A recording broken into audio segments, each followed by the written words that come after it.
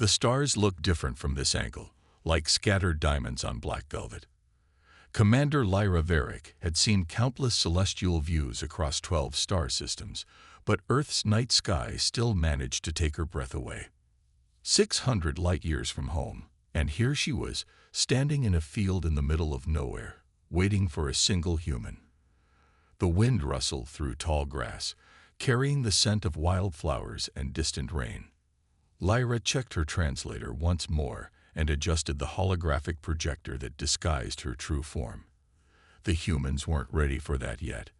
They still thought they were alone in the universe, still believed their tiny blue world was somehow special. And maybe they were right. That's why she had crossed the void to find him. That's why the Galactic Council had spent decades observing this backwater planet. That's why she'd broken nearly every protocol in the handbook to be standing here tonight. 3 days ago, Lyra's ship had entered Earth's atmosphere under the cover of a meteor shower. The planetary defense systems the humans had in place were primitive at best, easily bypassed by technology thousands of years more advanced. She'd landed in a remote location, established her base camp, and begun the search. Finding one specific human among billions should have been impossible. But Lyra had an advantage. She knew exactly what she was looking for. "Proximity alert," whispered the AI in her ear implant. "Target approaching from the northwest, approximately 2 minutes out." Lyra steadied her breathing. 6 years of planning, countless resources spent, her career and possibly her life on the line, all for this moment. For him. She heard the crunch of footsteps on the gravel road before she saw him. A tall figure emerged from the shadows, moving cautiously toward the arranged meeting spot. He appeared to be alone, just as they had agreed in their encrypted communications. Thomas Reed had been an ordinary aerospace engineer until 3 years ago, when he'd stumbled upon something he was never meant to see, something that changed everything, something that made him the most important human in the galaxy. He stopped about 10 meters away, squinting through the darkness. "I came alone, like you asked," he called out, voice remarkably steady for someone potentially meeting an extraterrestrial for the first time. Are you really what you claim to be?" Lyra stepped forward, letting the moonlight illuminate her disguised human form. "I am," she said simply. "And I've traveled a very long way to meet you, Thomas Reed." His eyes widened, taking in her appearance. Even with the holographic disguise, there was something not quite right about her movements, her speech patterns. "Why me?" he asked, the question that had likely kept him awake for weeks. "Out of everyone on Earth, why contact me?" "Because you found something, didn't you?" Lyra's voice softened. 3 years ago, in the data from the Deep Space Telescope project. Something that shouldn't have been possible. Thomas swallowed hard, nodding slowly. A signal, embedded in the cosmic background radiation. Mathematical sequences that couldn't be natural. His voice dropped to a whisper. "Proof we're not alone." "Not just proof you're not alone," Lyra corrected. "Proof that you're in danger." The wind picked up, clouds scudding across the moon and momentarily plunging them into darkness. When the light returned, Lyra had moved closer, close enough that Thomas could see the unnatural gleam in her eyes. "The signal you discovered wasn't meant for human detection. It was a beacon, Thomas. A warning to stay away from this sector. Your species wasn't supposed to find it for another century at least." "A warning from who? Warning about what?" he demanded, fear and fascination warring in his expression. "From the Galactic Council. About them." Lyra glanced upward, toward the stars. "The ones who hunt civilizations like yours. The ones who have already destroyed 12 worlds in this arm of the galaxy alone." Thomas's face paled. Are they coming here?" Lyra nodded grimly. "They detected your response to the signal. Earth is now on their radar." "Then why are you here? To evacuate us? To help us fight?" Hope flared briefly in his eyes. "Neither." Lyra reached into her pocket and pulled out a small device that pulsed with an inner blue light. "I'm here because of you, Thomas Reed. Because when you found that signal, You did something no other species we've encountered has ever done. Instead of broadcasting it widely, instead of seeking fame or fortune, you kept it secret. You protected your world without even understanding the threat. She held out the device. The Council sent diplomatic missions to those 12 worlds before they fell. Each time, the information was misused, weaponized, or ignored.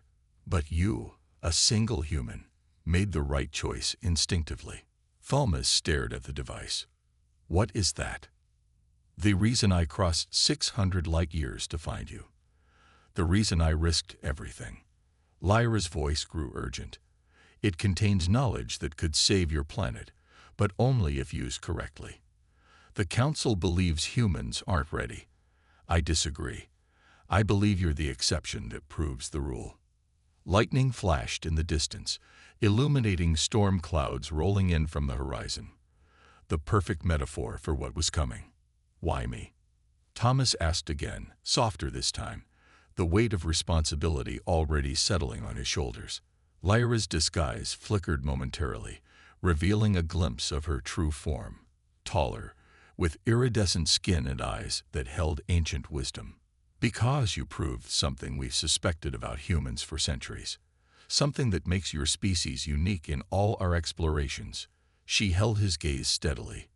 You proved that humanity's greatest strength isn't your technology or your intelligence or your adaptability.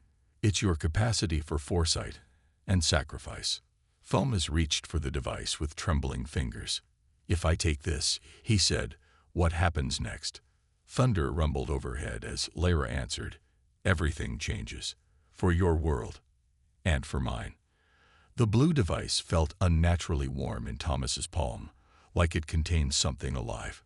Rain began to fall, fat droplets that splashed against his face and dampened his clothes, but he barely noticed. His entire focus was on the alien technology he now held, technology that might determine the fate of humanity. We should go, Lyra said, glancing nervously at the sky. My sensors detect approaching vehicles. Your government's surveillance is more extensive than you realize. Falmouth nodded, still unable to tear his eyes away from the device. My cabin is about 3 miles from here. It's off-grid, isolated. We should be safe there. They moved quickly through the darkening forest, rain now falling steadily through the canopy of trees. Thomas led the way with a small flashlight, occasionally glancing back to make sure Lyra was following. Her movements were fluid but somehow wrong. Too precise, too efficient for a human body. Your disguise, he said after they'd walked in silence for several minutes. How does it work? Lyra's lips curved into what might have been a smile. A holographic field calibrated to human visual spectrum and touch receptors. It's not perfect, but it's enough to avoid immediate detection. And underneath, what do you really look like? She hesitated. Different. Not monstrous by your standards, but different enough that it might be difficult for you to process initially. Lightning flashed overhead, briefly illuminating the path ahead. Thomas ducked under a low-hanging branch. I've spent my entire life wondering if we were alone in the universe. I think I can handle seeing what you really look like. Perhaps, Lyra replied. But there will be time for that. First, we need to secure ourselves and discuss what comes next. The cabin appeared through the trees, a small, sturdy structure built of rough-hewn logs and stone. Solar panels gleamed dully on the roof even in the dim light. Thomas had purchased the property 3 years ago, shortly after his discovery. Driven by a growing paranoia he couldn't explain even to himself. Now it seemed his instincts had been correct. Once inside, Thomas lit an oil lamp and started a fire in the small wood stove. The cabin's interior was sparse but comfortable. A desk piled with papers and electronics, bookshelves crammed with technical manuals and astronomy texts, a simple bed in one corner. The walls were covered with star charts and complex mathematical equations scribbled on whiteboards. Lyra moved immediately to these, her eyes scanning the numbers with evident interest. You've been trying to decode more of the signal. Falmouth nodded, shrugging off his wet jacket. Without much success. I don't have the processing power or the mathematical framework to make sense of most of it. You've come remarkably close, considering your limitations. There was genuine admiration in her voice. Some of these calculations would impress our xenomathematicians. Fomas felt a strange pride at her words, though they also underscored just how vast the gulf between their civilizations must be. He set the blue device carefully on the desk and pulled up a chair. "So," he said, trying to keep his voice steady, "you mentioned an invasion. How much time do we have?" Lyra's holographic form flickered slightly as she turned away from the equations. "It's complicated. The hunters, as we call them, don't operate on timescales you would understand. They're patient. They could arrive tomorrow or 10 years from now." "That's not particularly helpful," Thomas said, unable to keep the frustration from his voice. Lyra sat down across from him, her movements careful, as though she was still getting used to simulating the human body. "The hunters aren't like us, or you. They're ancient, perhaps one of the first sentient species in this galaxy. They view younger civilizations as resources, experiments. They let them develop to a certain point, then harvest what they find useful and eliminate the rest." A chill ran down Thomas's spine that had nothing to do with his damp clothes. "And they've done this to 12 worlds already. Those are just the ones we know about in your galactic neighborhood. There could be hundreds more throughout the cosmos." Lyra's voice grew softer. "The Galactic Council formed as a response to this threat, a coalition of species who survived encounters or managed to hide from the hunters long enough to develop sufficient technology." Thomas leaned forward, elbows on his knees. "And Earth, where do we fit into this?" "Earth is unusual." Lyra gestured toward the window, toward the rain-lashed darkness beyond. "Most developing worlds follow predictable patterns. Technological advancement occurs at certain rates. Social structures evolve along familiar lines. But humans," she shook her head, "your aberrations." "I'm not sure if that's a compliment," Thomas said with a wry smile. "It's neither compliment nor criticism. It's simply fact. Your species has advanced technologically at an unprecedented rate, but your social structures and ethical frameworks haven't kept pace. You're capable of astonishing kindness and horrifying cruelty, often simultaneously. You create breathtaking art while poisoning your own habitat. You're a contradiction." Outside, thunder rumbled, closer now. The rain drummed against the roof in a steady, soothing rhythm. "And that's why the Council is interested in us. Because we're unpredictable." Lyra nodded. "Partly. But also because there's something about Earth that doesn't make sense. Something that might explain your unusual development." She reached for the blue device on the desk. As her fingers touched it, the surface seemed to liquefy, flowing around her hand. Symbols appeared on its surface, pulsing with inner light. "This device contains information about Earth that your people don't know. Information about something buried deep beneath your planet's crust. Something that has been influencing human evolution for millennia." Thomas felt his mouth go dry. "What kind of something?" "We're not entirely sure. Our deep scans detected a massive energy signature, unlike anything we've encountered before. It appears artificial, but it predates even the hunters.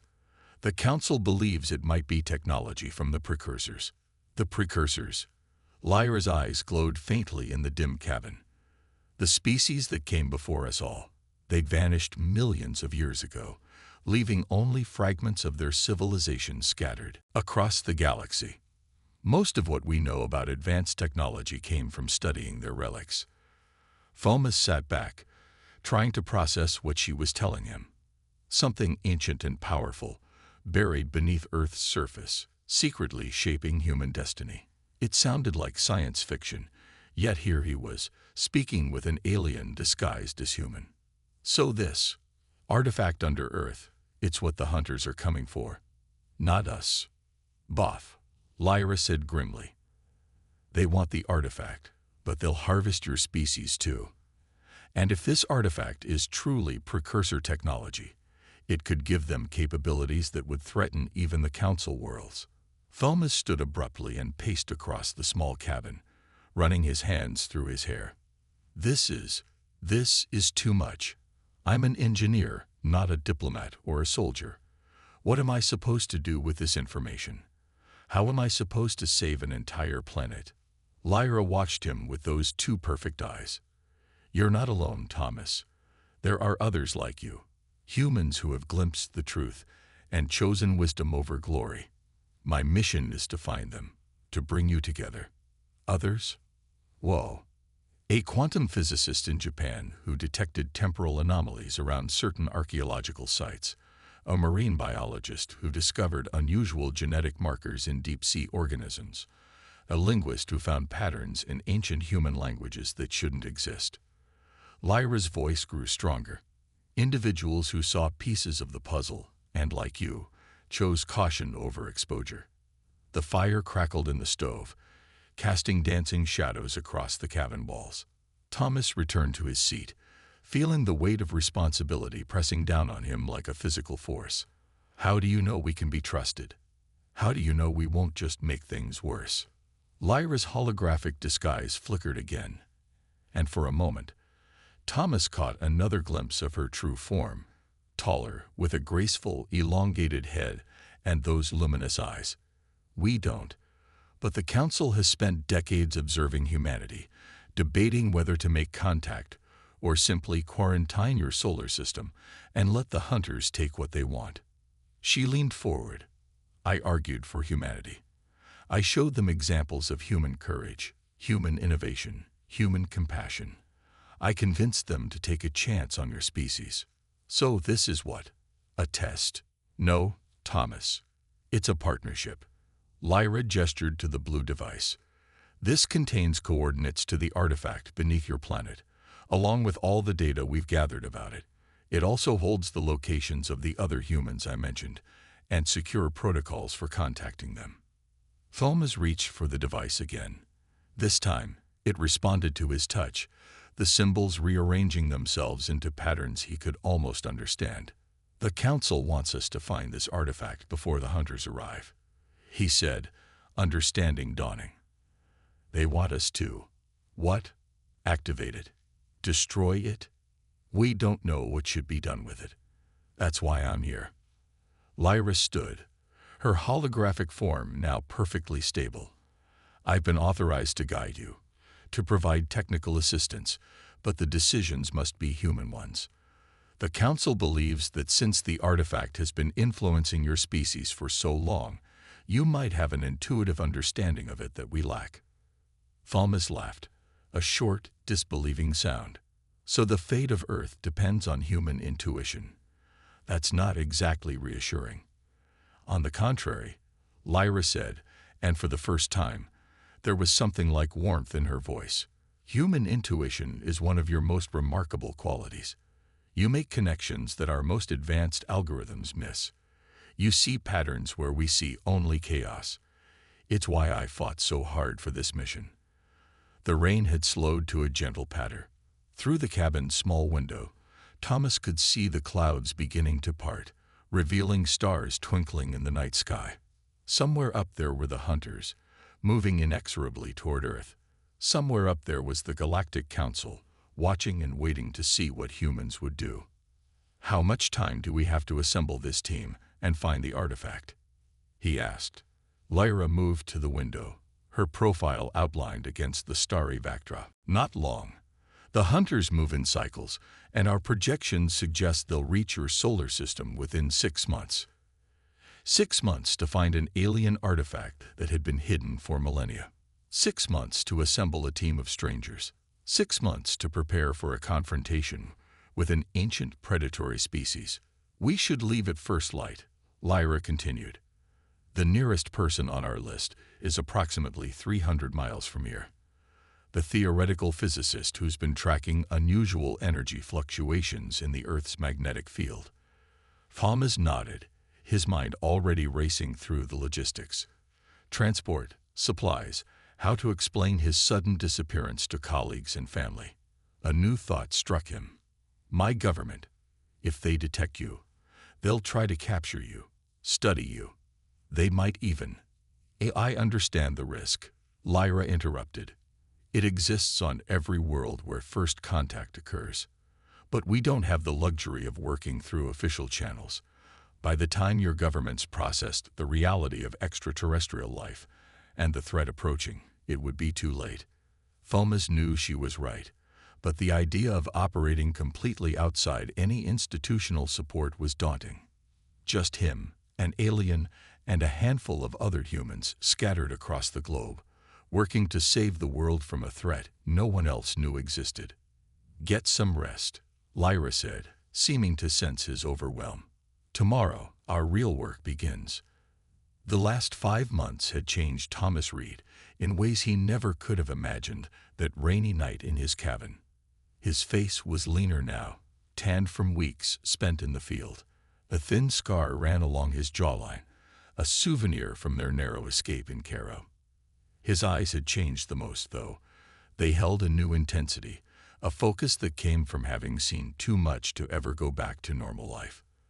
"They're jamming our communications again," said Dr. Mai Lin, not looking up from her array of equipment. The theoretical physicist had been the first to join their growing team, and she'd proven invaluable, her brilliant mind quickly adapting to the alien technology Lyra had provided. "We've got maybe 20 minutes before they triangulate our position." Around the cramped basement, the others continued their work with practiced urgency. They'd been through this drill too many times to panic now. Professor Alejandro Vega, the linguist, was cross-referencing ancient symbols with the data streaming from their latest excavation site. Dr. Amara Okafor, the geologist, was studying 3D renderings of subterranean formations, her fingers tracing fault lines that weren't visible on any official survey. 5 months, Thomas murmured, joining Lyra at the makeshift command center they'd established. 5 months, and we're still one step behind. Lyra's holographic disguise flickered momentarily. It happened more frequently now as the power cells from her ship degraded. There had been no opportunity to return to her vessel, hidden in the mountains of New Zealand. Not with government agencies from a dozen countries hunting for them. "We've accomplished more than seemed possible," she reminded him. "We've located 3 of the 7 access points. We've decoded crucial portions of the precursor language. We've assembled the team." Thomas nodded, acknowledging the truth in her words. Their group now numbered 11 humans, each extraordinary in their field, each having glimpsed some fragment of the truth before Lyra and Thomas found them. But time was running out. The Hunter Scout vessels had been detected entering the outer solar system 3 weeks ago. Dr. Vegas found something, called out Gabriel Torres, the team's youngest member. A computer prodigy from Brazil, he'd been tracking unusual data patterns in global communications networks when Lyra identified him as a potential ally. They gathered around the linguist's workstation. Alejandro's weathered face was animated with excitement. "I've been comparing these symbols from the Kazakhstan site with what we found beneath Chichen Itza." He pointed to a series of intricate geometric patterns. "They're not just similar, they're complementary, like 2 halves of a code." Lyra leaned closer, her eyes narrowing. "Can you overlay them?" Alejandro nodded, fingers flying over the keyboard. The 2 sets of symbols merged on screen, forming a new pattern that pulsed with an almost hypnotic rhythm. "It's a map," breathed Amara, her geological expertise immediately recognizing what the others couldn't see. Not of the surface, but of what's below. Deep below. Thomas felt a familiar surge of hope, quickly tempered by caution. They'd had breakthroughs before, only to run into new obstacles. But this felt different. "Gabriel, can you run this through the predictive algorithm we developed for the Iceland data?" he asked. The young man nodded, transferring the merged symbols to his own workstation. For several tense moments, the only sound was the soft hum of equipment and the distant noise of traffic from the streets of Buenos Aires above them. "Got it," Gabriel said at last. "If these calculations are correct, then the central chamber, what Lyra's people call the core artifact, it's not where we thought. It's here." He highlighted a section of the 3D global map they'd been building. Thomas's heart sank. The Mariana Trench. That's nearly 7 miles beneath the ocean surface. How are we supposed to reach that? We don't have to, Lyra said, her voice suddenly sharp with excitement. The access points we've been finding. They're not just data repositories. They're transportation nodes.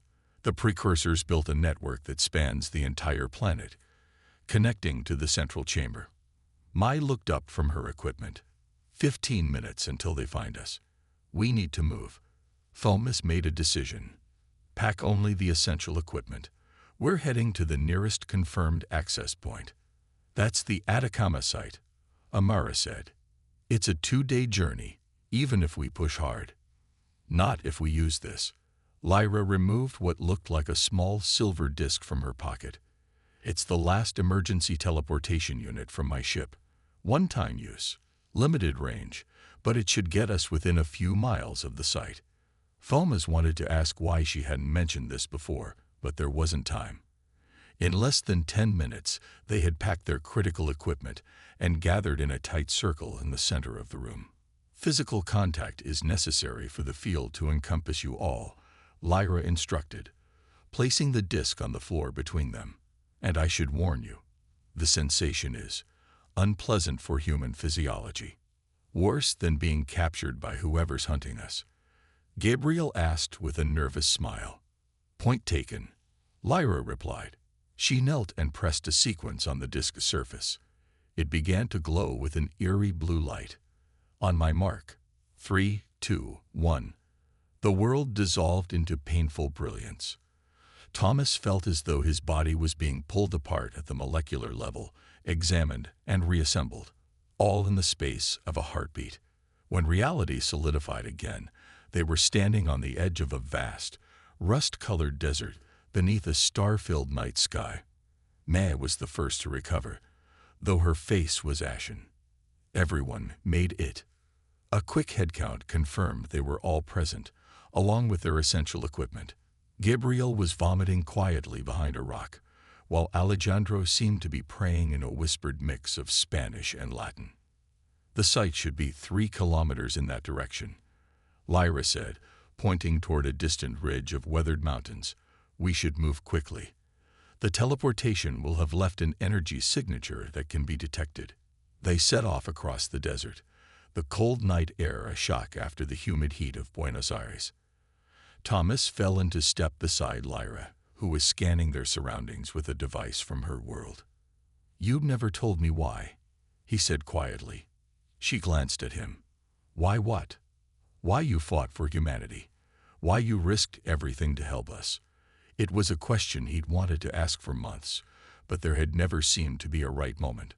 Lyra was silent for several steps. When she spoke, her voice was softer than he'd ever heard it. 70 Earth years ago, one of our research vessels crashed on your planet.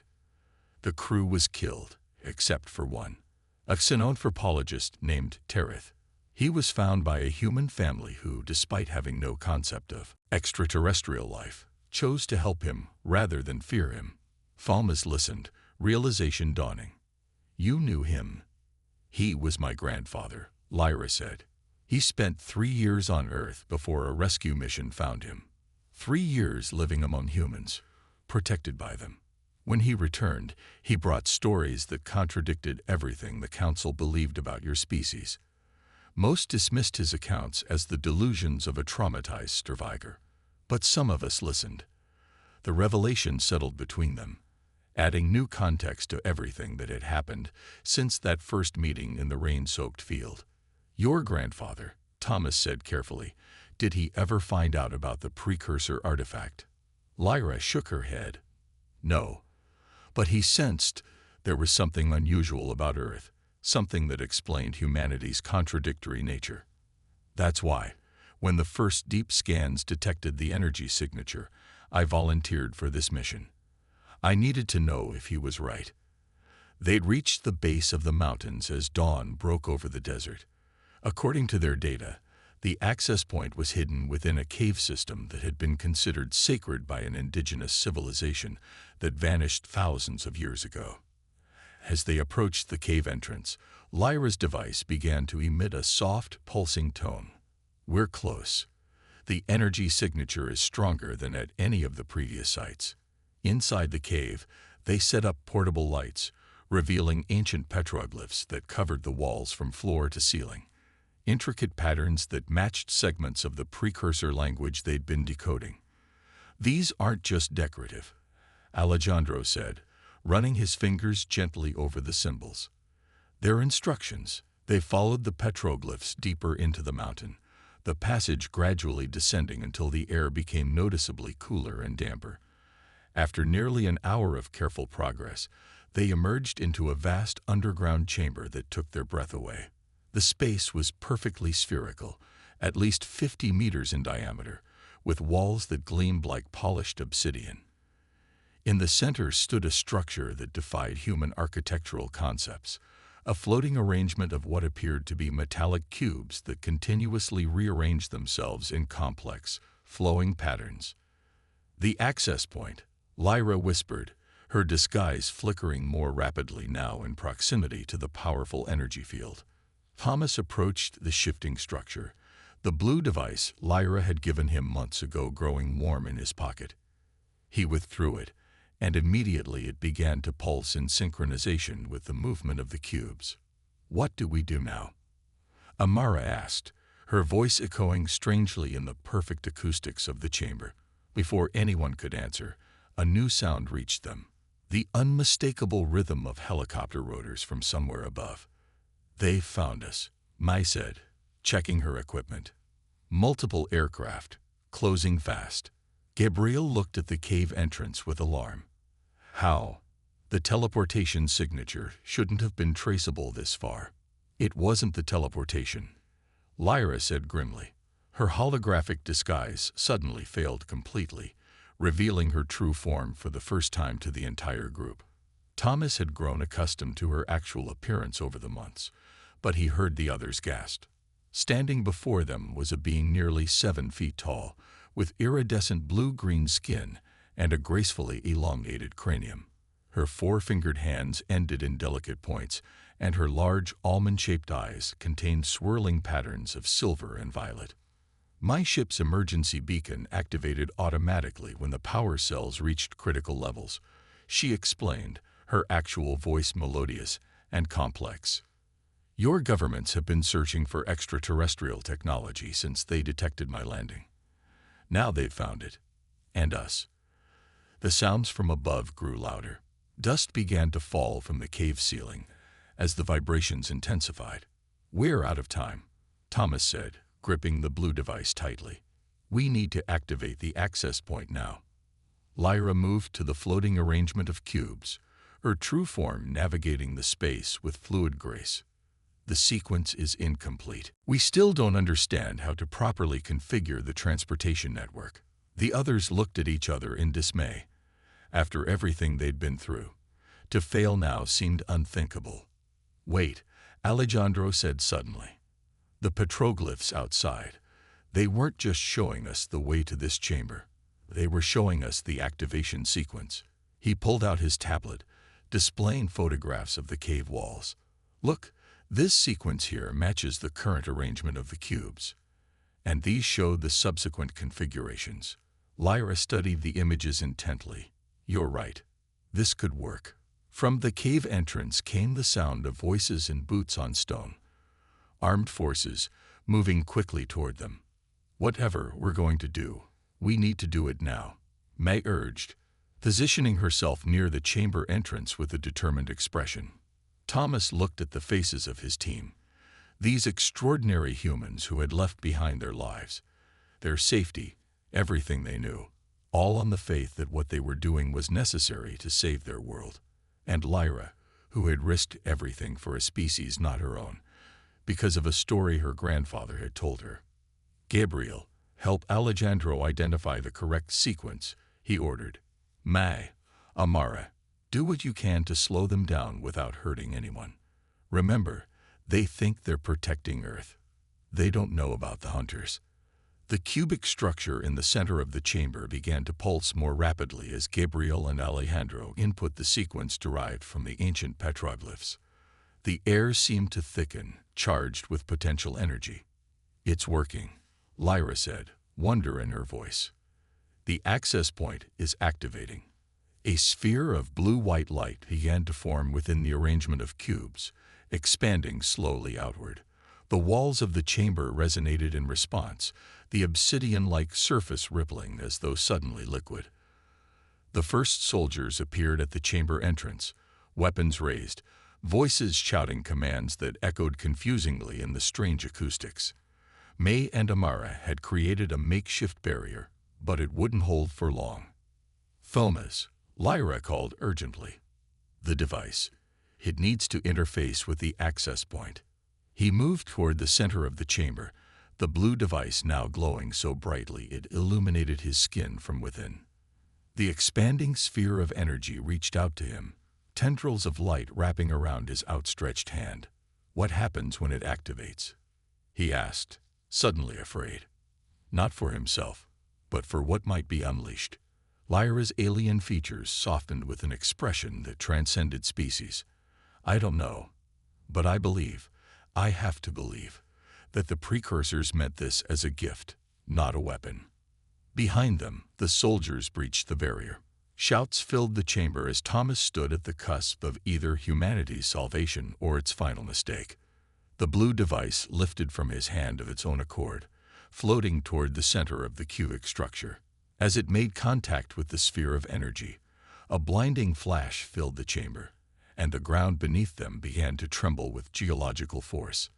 The earthquake subsided as suddenly as it had begun, leaving an eerie silence in the chamber. The soldiers stood frozen at the entrance, weapons still raised but eyes wide with shock as they stared at the pulsing light emanating from the center of the room. For one suspended moment, humans from both sides of the conflict were united in their awe of something beyond their understanding.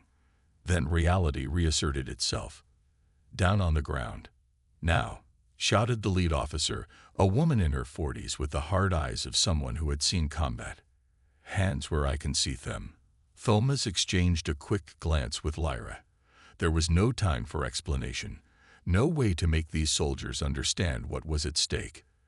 The team slowly raised their hands, all except Gabriel, who continued typing frantically on his tablet.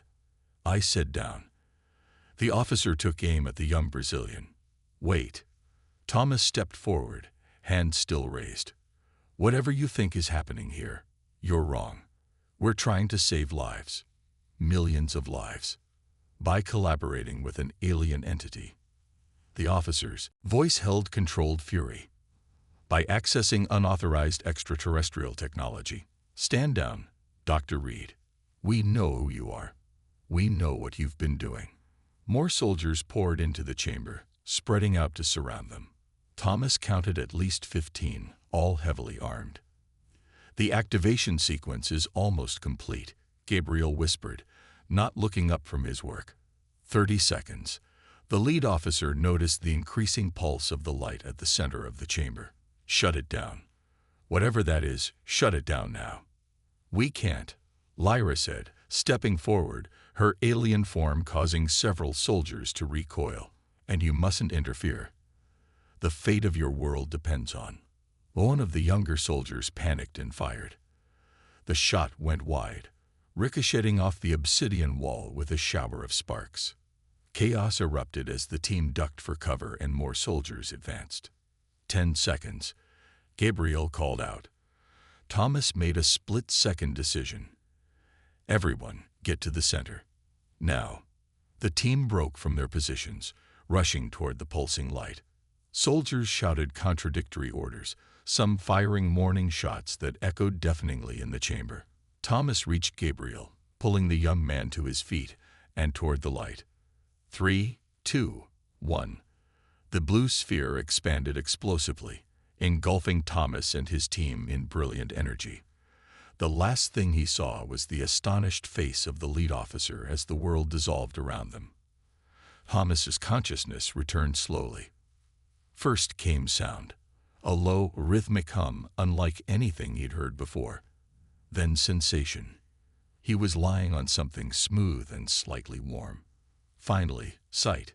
He opened his eyes to find himself staring up at a vast, curved ceiling that seemed to be made of living metal, constantly flowing and reshaping itself. "Fomus, are you all right?"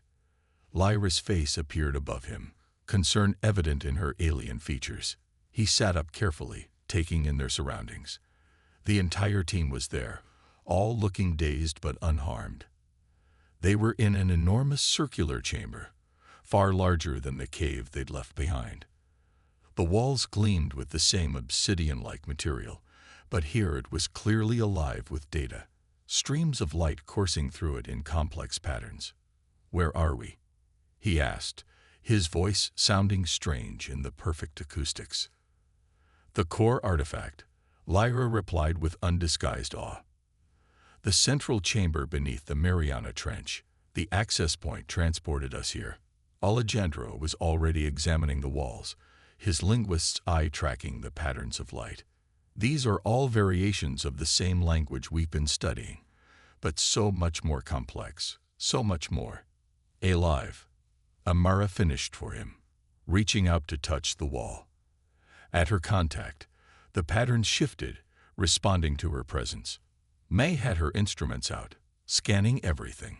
"The energy readings are off the charts. This technology, it's beyond anything we could have imagined." Fomus stood slowly, still adjusting to the strangeness of their surroundings. In the center of the chamber was a structure similar to the cubic arrangement they'd seen in the cave, but vastly more complex. Thousands of geometric shapes flowing around each other in perfect harmony. "What happened to the soldiers?" he asked. "They weren't within the transportation field," Lyra explained.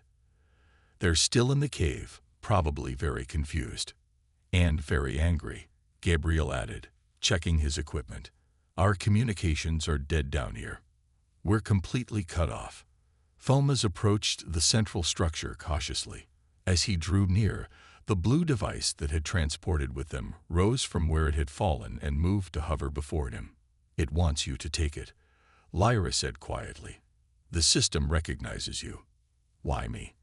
Thomas asked, the question that had haunted him for months. Out of billions of humans, why was I the one to find the signal? "Perhaps it wasn't chance," Lyra suggested. "The precursors built systems that could predict probabilities across vast timeframes. What if they knew who would be needed, even millions of years in advance?" The idea was simultaneously terrifying and awe-inspiring. Thomas reached for the floating device. The moment his fingers touched it, the entire chamber transformed. The walls became transparent, revealing that they were indeed deep beneath the ocean. But instead of crushing darkness, they were surrounded by a vast network of glowing structures that extended in all directions, a subterranean city of unimaginable proportions. "My God," Amara whispered, "it's been here all along. An entire civilization beneath our feet." Images began to appear on the walls, a visual history playing out before them. They saw tall, elegant beings constructing the very chamber they stood in. They saw those same beings interacting with primitive hominids, not interfering directly but subtly guiding. They were studying us, Thomas realized, or shepherding us. "More than that," Lyra said, her voice filled with growing understanding. "They were preparing you." Before Thomas could ask what she meant, a new image appeared, a map of the galaxy with pulsing red dots spreading across it like a virus.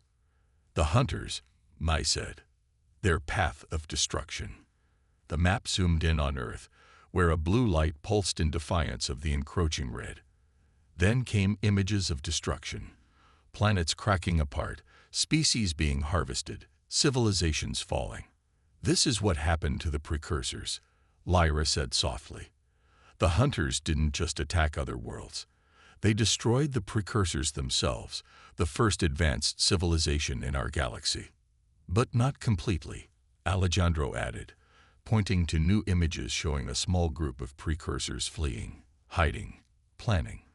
The story unfolded before them in vivid detail, how the last precursors had identified Earth, a young planet with promising primitive life as their final sanctuary.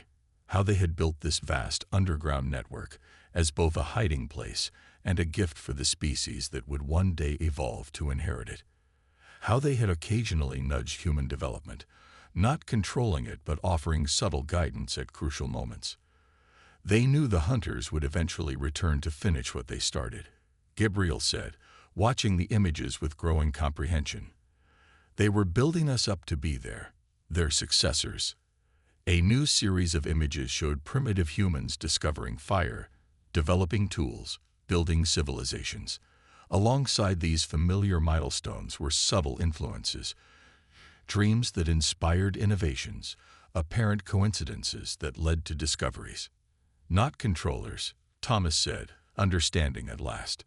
Teachers, they wanted humanity to develop in its own way, but with just enough help to survive what was coming. The images shifted again, showing the hunters' vessels approaching Earth's solar system. The display became more urgent, conveying a sense of imminent threat. Lyra's expression had changed, her alien features showing a mixture of hope and fear. The precursors built all this, hid all this knowledge and technology for one purpose: to give humanity the tools to stand against the hunters when they returned. But why us? Amara asked. Why not some other species? More images appeared. Humans helping each other after disasters, making art, exploring space, sacrificing for strangers. Alongside these were darker images: war, environmental destruction, cruelty. Because of your contradictions, Lyra said, echoing what she'd told Thomas months ago. Your capacity for both great harm and great good. The precursors saw something in humanity that they believed could evolve into something remarkable. Thomas felt the weight of this revelation settling on his shoulders. So what are we supposed to do now? How do we use all this to stop the hunters? The central structure began to transform, the geometric shapes rearranging themselves into a new configuration. From its center emerged what appeared to be a control interface, alien but somehow intuitive. I think, Lyra said carefully, it wants you to make a choice. New images appeared on the walls, 3 distinct scenarios playing out simultaneously. In one, humanity used the precursor technology to build weapons, fighting the hunters directly in a devastating war among the stars. In another, Earth activated some kind of planetary shield, isolating itself from the galaxy but remaining safe in its isolation. In the third, the image was harder to interpret. Humans and hunter beings engaged in some form of communication, neither fighting nor fleeing. These are our options, May asked, studying each scenario with her analytical mind. No, Lyra said. These are possible paths. The final choice is yours to make. The precursors wouldn't dictate humanity's response. That would defeat the purpose of all they built here.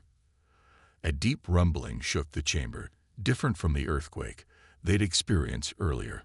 This was more rhythmic, almost like drilling. Amara identified the sound immediately.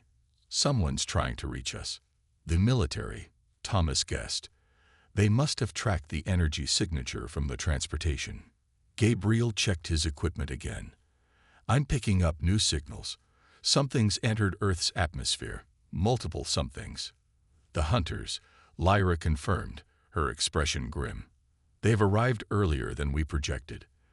The situation was rapidly deteriorating.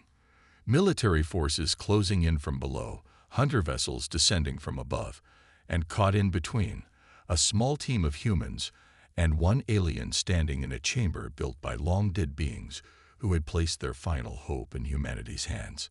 We need to decide, Thomas said, turning to face his team. Whatever we choose affects everyone on Earth. We need to be certain. Fight, said Gabriel immediately, the young Brazilian's eyes flashing with determination.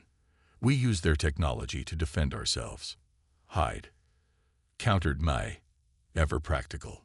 We activate the shield and buy ourselves time to understand this technology better. Communicate, Alejandro suggested. If the precursors could show us their history, perhaps we can show the hunters ours. Make them understand we're not a threat." The chamber rumbled again, more violently this time. The drilling was getting closer. "Whatever we decide," Amara said, "we need to decide now." Thomas looked at Lyra, who had traveled across the galaxy to find him, who had risked everything because her grandfather had once been shown kindness by humans. "What do you think?" he asked her. "You know more about the hunters than any of us." Lyra's luminous eyes held his gaze. "My people have been running and hiding from the hunters for millennia. The council world survived through secrecy and isolation. But perhaps that's why the precursors chose humans instead of a species like mine, because you might choose differently." The central control interface pulsed more urgently now, awaiting input. Thomas stepped forward, placing his hands on the alien surface. It responded to his touch, information flowing directly into his mind. Not just data, but emotions, intentions, hopes. The final legacy of the precursors. In that moment of connection, Thomas understood why he had been chosen, why humanity had been chosen. It wasn't their technology or their intelligence or even their potential for violence. It was something the hunters had lost and the precursors had valued above all else: the capacity to see beyond binary choices, to find a third way when presented with impossible options. The chamber shook again as the drilling broke through the outer wall. Water began to seep in from microscopic cracks, a reminder that they were miles beneath the ocean's surface. Through the transparent walls, they could see lights in the distance. The approaching hunter vessels, massive and ominous against the backdrop of the underwater precursor city. Thomas turned to face his team, his mind made up. "We're not going to just fight. We're not going to just hide. And we're not going to just communicate." His hands moved over the control interface with newfound certainty. "We're going to do what humans do best. We're going to surprise them." The central structure began to change again, responding to his commands. Energy surged through the chamber, through the entire network of precursor technology spanning the globe. On the surface, in cities around the world, people looked up as the sky itself seemed to shift and change. In orbit, astronauts watched in astonishment as Earth began to glow with intricate patterns of light. And deep beneath the Mariana Trench, as the military forces broke through one wall and the hunter vessels approached from beyond, Thomas Reed, an ordinary aerospace engineer who had glimpsed a signal he was never meant to see, prepared to activate a system built millions of years ago by beings who had somehow known this moment would come. His finger hovered over the final activation point. "Ready?" he asked, looking around at the faces of his team, humans who had become family through their shared journey, and Lyra, the alien who had believed in humanity when her own people had not. They nodded, united in this moment of truth. Thomas took a deep breath and pressed his palm against the glowing interface. "Let's show them who we really are." The moment Thomas's palm connected with the interface, the chamber exploded with light. It coursed through his body like liquid fire, not painful but overwhelming. Knowledge, emotions, and sensations beyond human experience flooding his consciousness. He could feel the others through the connection, their minds linked to his. Gabriel's fierce determination, May's analytical clarity, Alejandro's deep empathy, Amara's steadfast courage, and Lyra's profound hope. And beyond them, impossibly, he felt the distant echo of those who had built this place, the last thoughts of the precursors, preserved like whispers across the void of extinction. The chamber walls became completely transparent, revealing the full majesty of the underwater city surrounding them. Structures that had lain dormant for millions of years began to awaken, their ancient systems responding to the activation command. Streams of energy connected the central chamber to outposts around the globe, the access points they had discovered, and others still hidden, a network spanning the entire planet. "It's beautiful," Amara whispered, tears streaming down her face as she witnessed the awakening of the most ancient civilization Earth had ever known. The drilling at the chamber wall had stopped. Through the transparent barrier, they could see the military submersible hovering just outside, its crew clearly visible, and staring in astonished silence at the spectacle unfolding before them. "They can see it all," Gabriel said. "Everyone can see it now." He was right. On the surface, in cities across the planet, humans were looking up at skies transformed by patterns of light that defied explanation. News networks were broadcasting the phenomenon live. Scientists were recording unprecedented energy readings. For the first time in history, humanity was united in a single moment of collective wonder. But wonder wasn't the only thing spreading across the planet. Fear followed close behind as the hunter vessels descended through the atmosphere. Massive ships that dwarfed anything humans had built, their designs reminiscent of predatory sea creatures, sleek and menacing. "The hunters have deployed their harvesting ships," Lyra said, reading the data flowing across the chamber walls. "They're targeting major population centers." Thomas felt a surge of panic, but it was quickly tempered by something else flowing through the connection. Confidence, not his own, but that of the precursors who had built this system. They had faced this enemy before. They had fallen, yes, but not before ensuring that their knowledge would survive, that another species might succeed where they had failed. "Whatever you're planning, Thomas, you need to do it now," May urged, her instruments tracking the approaching hunter vessels. Thomas closed his eyes, letting the precursor knowledge guide him. The three options he had seen earlier: fight, hide, communicate. They weren't separate paths. They were components of a single strategy, one that required perfect timing and something uniquely human to succeed. "Gabriel," he said, his eyes still closed, "I need you to interface with the secondary control node. The system will recognize you." The young Brazilian moved to a smaller structure that had risen from the chamber floor, placing his hands on its surface as Thomas had done. "Alejandro, Amara, take the tertiary nodes. May, monitor the energy distribution. We need to keep it balanced, or the whole system will collapse." They moved with practiced coordination, each finding their position as though they had rehearsed this moment 1,000 times. In a way, Thomas realized, they had. The precursors had shaped human development with this moment in mind, subtly guiding key individuals throughout history toward the innovations and discoveries that would make this day possible. Through the chamber walls, they could see the military submersible moving back, its commanders apparently deciding that direct intervention was too risky. But the hunter vessels were another matter. 3 of the massive ships had detected the energy surge from the precursor city and were changing course, descending toward the ocean. "They know what this is," Lyra said, her voice tight with tension. "They recognize precursor technology. They destroyed it once before. They'll try to destroy it again." "Not this time," Thomas said with newfound conviction. He guided the team through the activation sequence, each step releasing new systems, new possibilities. The first phase engaged Earth's defensive network, not weapons as humans would understand them, but a system of energy fields that could absorb and redirect the hunters' attacks. The second phase activated communication arrays that began broadcasting a signal unlike anything Earth had generated before. Not a message of fear or defiance, but a complex stream of information about human history, culture, and potential. "What's the third phase?" May asked, watching the energy readings climb toward levels that shouldn't have been possible. Thomas smiled. "Connection." The final command sequence unleashed the true purpose of the precursor legacy. Across the planet, millions of humans suddenly felt a gentle presence in their minds, not invasive or controlling, but inviting. A gift of temporary connection to each other and to the knowledge the precursors had left behind.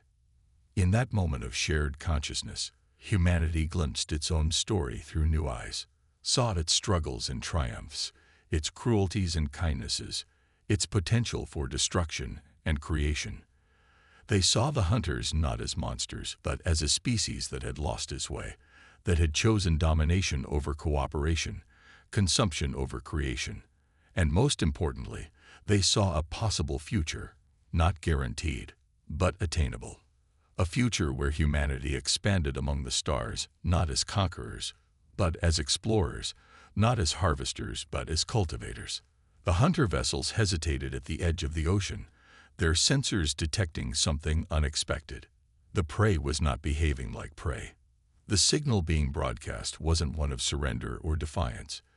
It was an invitation.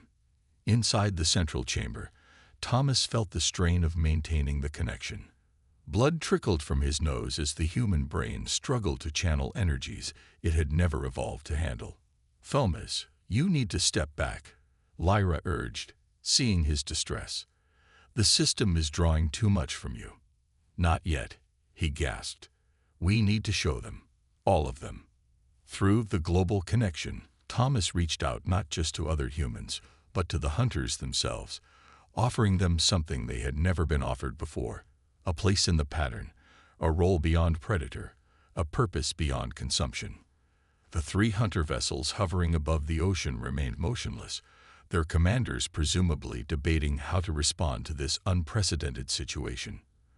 But the others, the dozens of ships still in high orbit, began to move, positioning themselves for what could only be a massive assault. "They're going to attack," Gabriel said, his young face pale but determined. "The majority aren't listening." "They don't need to," Thomas replied, his voice strained but steady. "We only need to reach some of them. Even predators can evolve." The chamber shuddered as the first hunter energy weapons fired from orbit. The defensive fields absorbed the initial blasts, but the strain on the system was enormous. Cracks appeared in the chamber walls, thin streams of seawater beginning to spray through. "We can't maintain both the defensive fields and the connection," Mai warned, her fingers flying over her instruments. The system wasn't designed to withstand a full assault. Thomas knew she was right. The precursors had built this place as a gift, not primarily as a weapon or a shield. They had hoped for a different outcome than the one they had experienced, had hoped that the hunters might listen, might change.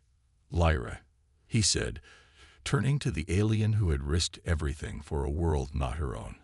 "I need your help. The final component of the system. It needs both of us."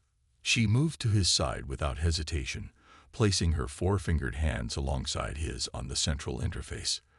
The moment she did, the connection deepened. Through Lyra, Thomas could suddenly reach the Council worlds, could show them what was happening on Earth, could invite their participation in this moment of potential transformation. More hunter vessels fired from orbit. The defensive fields flickered, weakening. Water was now streaming into the chamber from multiple breaches. "We're out of time," Amara said, struggling to maintain her position as the floor beneath her trembled. "No," Thomas said, his voice somehow steady despite the chaos around them. "We're just beginning." Through the connection, he could feel the response, not just from humans around the world, but from the Council worlds as Lyra bridged the gap between species, and most surprisingly from 3 hunter vessels still hovering above the ocean, their commanders experiencing something they had forgotten millennia ago: the possibility of another way to exist. The chamber lurched violently as a major breach opened in the outer wall. Alarms blared through the ancient systems as emergency protocols activated. Chamber integrity failing. An automated voice announced in a language that shouldn't have been understandable but somehow was. "Emergency transport sequence initiated." "What does that mean?" Gabriel shouted over the roar of incoming water. Before anyone could answer, a new light enveloped them, different from the teleportation they had experienced before, somehow more substantial. The precursor's final contingency, Lyra realized, her alien features illuminated by the growing radiance. If the chamber was attacked, they created a way to preserve their legacy. The water was ankle-deep now, rising rapidly as more breaches appeared in the walls. Through the transparent sections still intact, they could see the underwater city beginning to crumble under the hunter assault from above. Millions of years of dormant knowledge being destroyed in minutes. "We can't let it end like this," Thomas said, his hand still firmly on the interface despite the water now reaching his waist.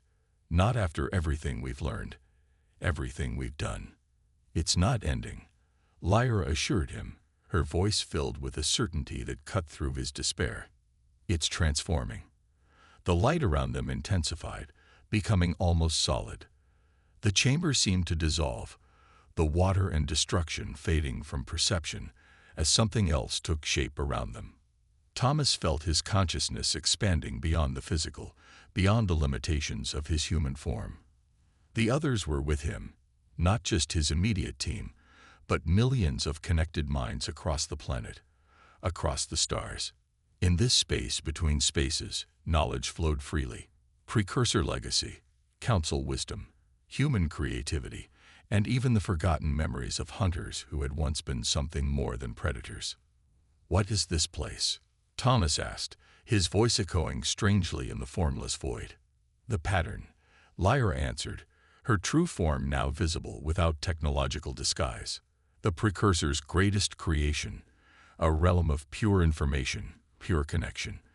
They built it as a sanctuary when they realized their physical civilization would fall.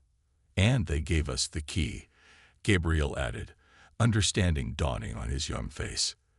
"They trusted us to unlock it when the time came." Thomas realized the truth of it. The blue device, the signal he had discovered, the journey that had brought them all together. It had never been about fighting the hunters or hiding from them. It had been about creating this moment of connection, this possibility of transformation. But even as this understanding came, Thomas felt something else, a pressure building, a sense that this state could not be maintained indefinitely. The pattern was real, but incomplete. It needed something more to become permanent, to fulfill its purpose. "We need to make a choice," he said, addressing not just his team but all the connected consciousness. "The pattern exists, but it's unstable. The precursors couldn't complete it alone. That's why they needed us, needed another perspective, another way of thinking." Through the connection, Thomas could sense the hunters in orbit, still firing upon Earth's now fading defenses. He could feel the confusion and fear of billions of humans suddenly thrust into awareness of cosmic realities they had never imagined. He could perceive the council worlds watching in astonishment as an undeveloped species attempted something they had never dared. And he knew what had to be done. The final piece of the precursor legacy, the true reason they had chosen humanity from all the species in the galaxy. Not for humanity's technology or intelligence or capacity for violence, but for something the precursors themselves had lost and the hunters had forgotten. Something only a young, still evolving species at the edge of extinction might remember. "I know what we need to do," Thomas said, reaching out to his team, to Lyra, to the connected consciousness of Earth and beyond. "I know how to complete the pattern." The void around them trembled with expectation, with the weight of a decision that would reshape not just human destiny, but the future of all connected species. The hunters continued their assault on the physical world, unaware that the true battlefield had shifted to a realm they could barely perceive. Thomas took a final breath, preparing to make the choice that would determine whether the precursor's faith in humanity had been justified or misplaced. Whether Lyra's journey across the galaxy had been in vain, or the beginning of something extraordinary. Whether the pattern would dissolve back into chaos, or become something new, something that had never existed before in the long history of the cosmos. Thomas opened himself fully to the pattern, letting go of the boundaries that defined him as an individual. In that surrender, he found what the precursors had seen in humanity. Not perfection, but possibility. Not strength, but resilience. Not unity, but diversity. And most importantly, not certainty, but hope. "Hope," he said, the word rippling through the formless void. "That's what they lost. What the hunters forgot. What we still have." He felt rather than saw his team's understanding. Gabriel's youthful optimism, May's cautious faith in rational progress, Alejandro's belief in communication across differences, Amara's trust in natural balance. And Lyra, her hope had been strong enough to cross 600 light years, to risk everything on the possibility that humans might be more than the Council believed them to be. "The precursors built the framework," Thomas continued, "but they couldn't complete it because they had already lost too much. They had seen too many worlds fall, had run too far, had hidden too long. They needed a species that still believed change was possible. Through the connection, Thomas reached out not with commands but with questions, not with certainty but with curiosity, not with solutions but with possibilities. To the hunters, what were you before you became predators? What lies beyond consumption? What could you create rather than destroy? To the council worlds, what might you become if you stepped out of hiding? If isolation gave way to connection, if caution was balanced with courage to humanity, what could we achieve if we saw beyond our divisions? If we recognized our place in the cosmos, not as rulers but as participants? If we chose to grow rather than merely survive? The pattern trembled with potential, with answers flowing in from all connected consciousness. Most significant were the responses from the 3 hunter vessels that had hesitated, their commanders experiencing something forgotten for millennia. In their ancient memories, awakened now by the pattern, lay the knowledge that they had once been creators, explorers, nurturers. Before some catastrophe had transformed them into harvesters, they had been cultivators. Thomas felt the moment approaching, the critical point where the pattern would either stabilize or collapse. The precursors had built a framework that could withstand almost anything except despair. Their final gift had been to entrust it to a species that still had the capacity for hope in the face of impossible odds. Now, Thomas said, reaching for his team, for Lyra, for all connected minds, together. The transition happened not with a flash or a sound, but with a shift in perception. The void solidified into a space that was neither physical nor imaginary, but somewhere in between. A realm where information and consciousness coexisted, where distance was meaningful only by choice, where time flowed differently. Thomas found himself standing on what appeared to be a vast plain under a sky filled with impossible stars. His body felt simultaneously solid and permeable, real and symbolic. Around him stood his team, similarly transformed. Did it work? Gabriel asked, looking at his hands with wonder. Yes, Lyra answered, her alien form radiant in this new domain. The pattern is stabilized. It exists now as a parallel to physical reality, not replacing it, but complementing it. Thomas turned slowly, taking in the landscape that stretched to infinity. In the distance, he could see structures forming, representations of connected consciousness from Earth, from the council worlds, and most surprisingly, from the hunter vessels that had broken from their fleet. What happens now? Amara asked. To Earth, to the physical world. In answer, the space around them shifted, showing them Earth as it currently existed. The hunter fleet remained in orbit, but the 3 vessels that had connected to the pattern had positioned themselves between Earth and the rest of the fleet. The majority of the hunters continued their assault on the planet's defenses, but these were holding, strengthened now by the stabilized pattern.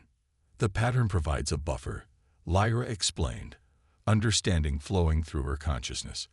Not just a shield in the physical sense, but a form of influence. The hunters who joined us are communicating with their kin, showing them what they've rediscovered through the connection. Will it be enough? Mai asked, her analytical mind still seeking certainty even in this realm of possibilities. That depends on how you define enough, Thomas replied. The pattern doesn't guarantee victory or safety. It offers potential, the opportunity for transformation rather than destruction. They watched as more hunter vessels broke formation, moving to investigate what their fellows had experienced. Not all, perhaps not even most, but enough to create dissension in what had once been a unified assault.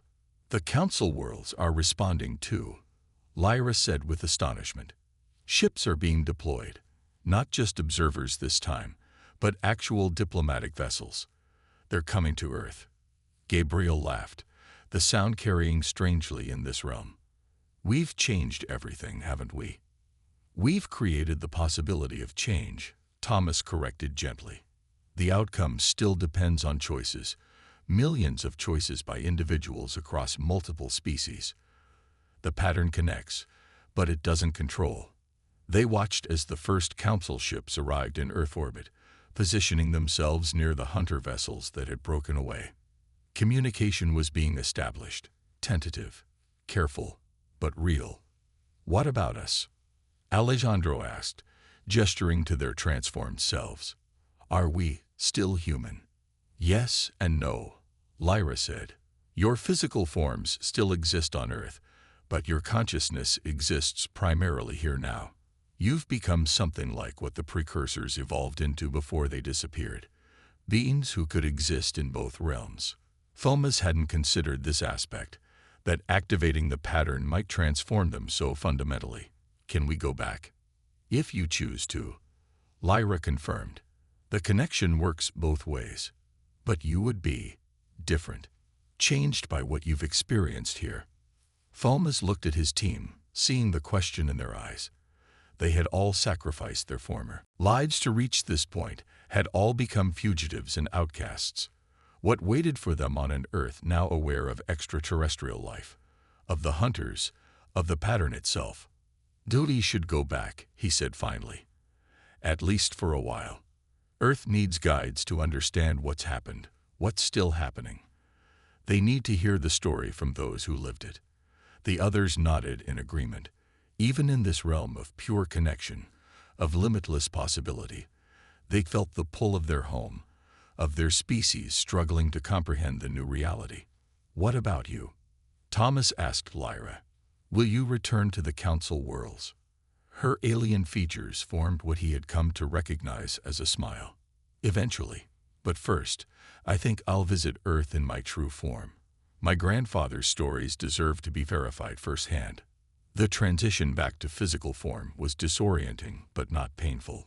Thomas opened his eyes to find himself lying on a hospital bed, medical equipment beeping softly beside him. Sunlight streamed through a window, illuminating a room that looked both ordinary and strange after his time in the pattern. A nurse noticed he was awake and hurried out, returning moments later with a woman Thomas recognized immediately, the military officer from the cave. "Dr. Reed," she said, her voice carefully neutral. "Good to see you're back with us." Thomas sat up slowly, feeling the limitations of his physical body. "How long?" 3 days since we found you and your team floating in the Mariana Trench," she replied. "Somehow alive at depths that should have crushed you instantly. 3 days since the sky changed, and every person on Earth experienced whatever that was." "The pattern," Thomas said simply. She nodded. "That's what the aliens are calling it too. Both kinds of aliens, which is taking some getting used to." She pulled up a chair and sat beside his bed. "I'm Colonel Maya Reyes. Until recently, I commanded a classified unit tasked with investigating potential extraterrestrial activity on Earth. And now I'm part of a hastily assembled first contact team, trying to negotiate with beings that wanted to destroy us 3 days ago, and others that apparently have been watching us for centuries." She smiled tightly.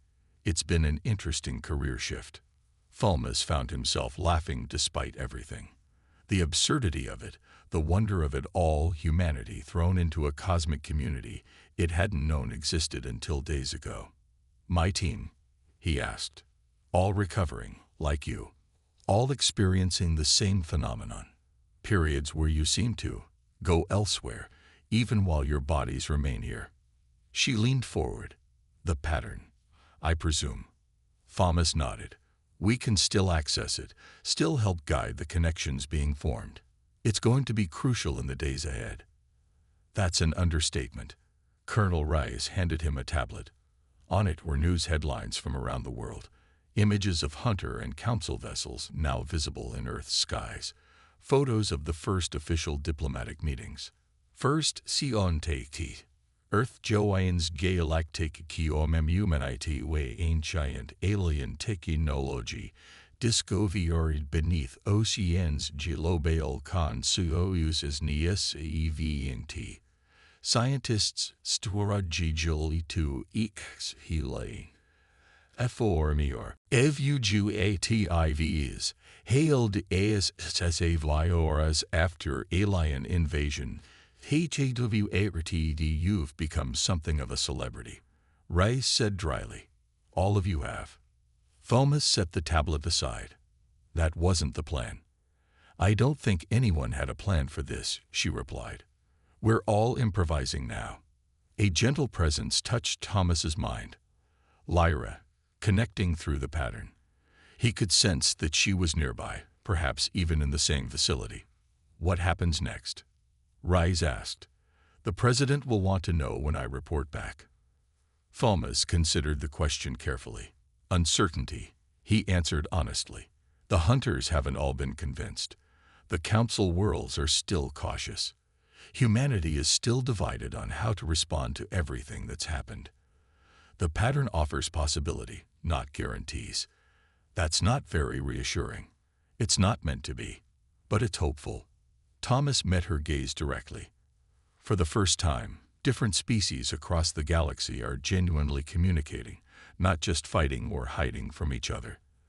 That's never happened before, not in millions of years of history. Later, when Colonel Reyes had left, Thomas stood at the window looking out at a world forever changed. He could see military vehicles and personnel below, scientists and diplomats hurrying between buildings. In the distance, a council ship hovered, its elegant design a stark contrast to the functional human architecture surrounding it. He closed his eyes, reaching through the pattern.